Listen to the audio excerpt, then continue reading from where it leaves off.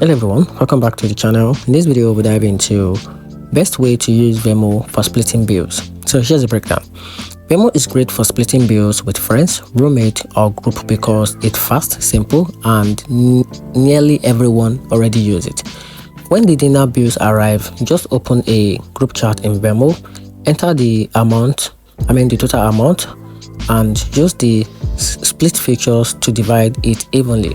Venmo does the math for you. Everyone gets a request they can pay with one tap, so you don't have to chase payments manually.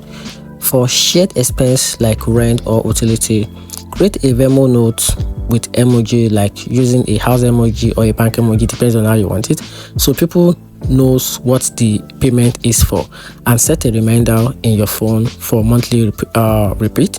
You can also create a group payment together, like April rent plus internet, so fewer transactions are needed. Using this simple setup keep bill splitting painless, clear and friendly. If this helped you, like the video, subscribe for more quick money tips and comment which bills you will try to split next. And that's it.